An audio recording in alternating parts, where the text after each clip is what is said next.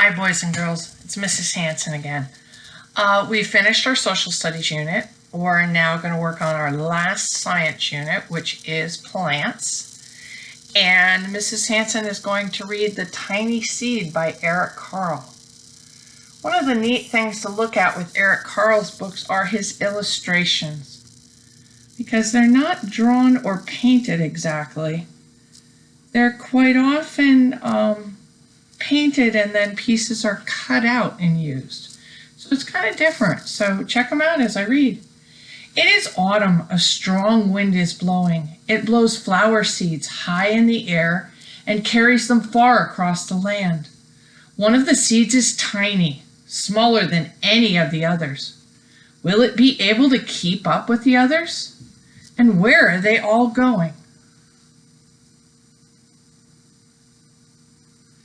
Listen carefully, because you're going to be retelling the parts of this story where all these seeds end up.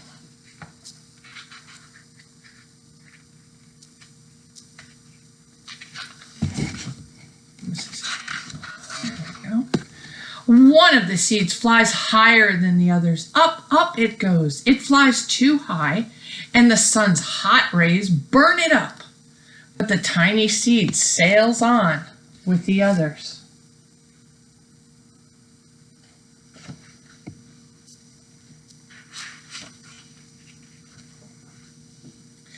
Another seed lands on a tall and icy mountain. The ice never melts, and the seed cannot grow.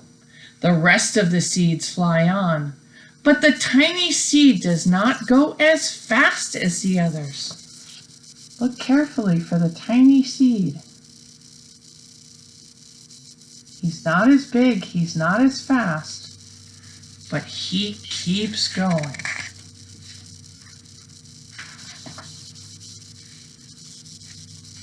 Now they fly over the ocean.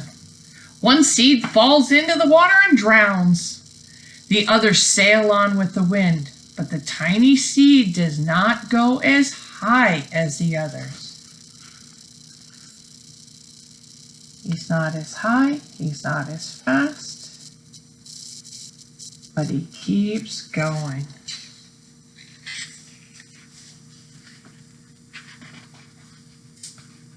One seed drifts down onto the desert. It's hot and dry, and the seed cannot grow. Now the tiny seed is flying very low, but the wind pushes it on with the others.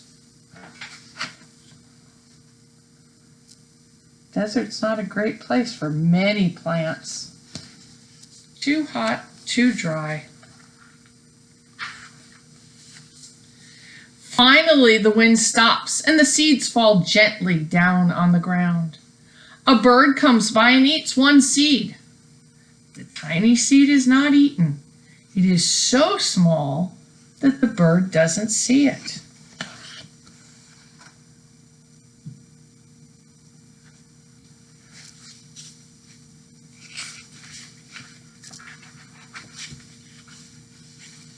Now it is winter. After their long trip, the seeds settle down. They look just as if they're going to sleep in the earth. Snow falls and covers them like a soft white blanket.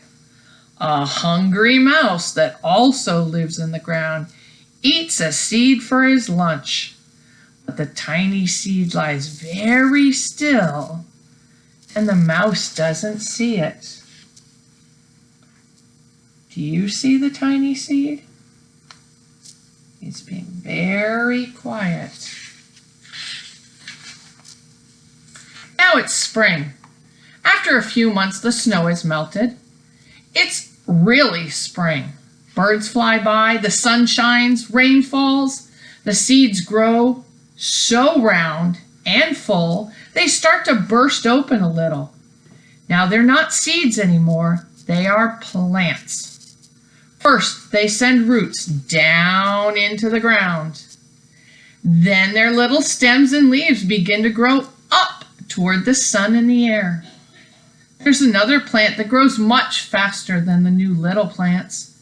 It's a big fat weed, and it takes all the sunlight and the rain away from one of the small new plants. and that little plant dies. The tiny seed hasn't begun to grow yet.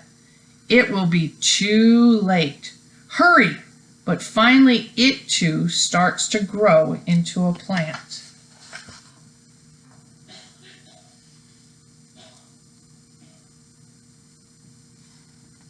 You see this poor little guy who didn't make it because of the weed taking up all the sunshine and the rain. The warm weather also brings the children out to play, just like you've been going out to play. They too have been waiting for the sun and springtime. One child doesn't see the plants as he runs along, and oh, he breaks one. Now it can't grow anymore. He stepped on the little plant. Probably by accident, but unfortunately when the stems break, they can't get their water anymore, and they end up dying. The little plant that grew from the tiny seed is growing fast, but its neighbor grows even faster. Before the tiny plant has 3 leaves, the other plant has 7. And look, a bud, and now even a flower. But what is happening? First there are footsteps, then a shadow looms over them. Then a hand reaches down and breaks off the flower. So here we have our tiny seed, and we have someone, we don't know who yet, picking a flower. A boy has picked a flower to give to a friend. That's very nice of him. That would be an act of kindness. Give somebody a beautiful flower. It is summer. Now the tiny plant from the tiny seed is all alone. It grows on and on. It doesn't stop. The sun shines on it and the rain waters it. It has many leaves. It grows taller and taller. It is taller than the people. It is taller than the trees. It is taller than the houses. Oh my. And now a flower grows on it. People come from far and near to look at this flower. It is the tallest flower they have ever seen. It is a giant flower that really is quite large. It would be a sight to see.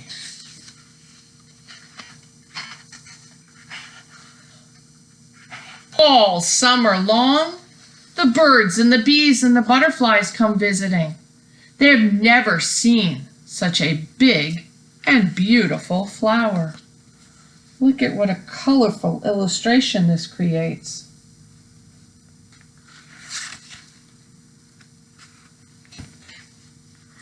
Now it's autumn again.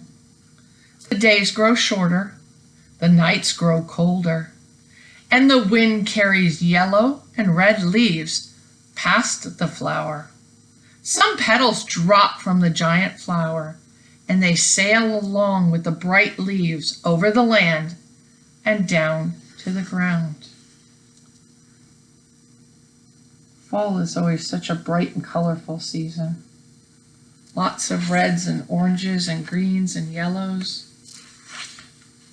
The wind blows harder. The flower has lost almost all of its petals.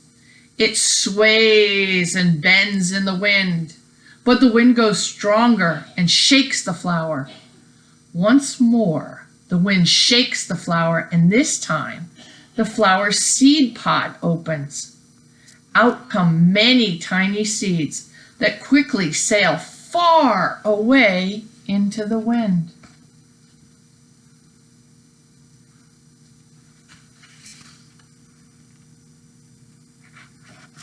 And that is the end of our story, boys and girls, The Tiny Seed.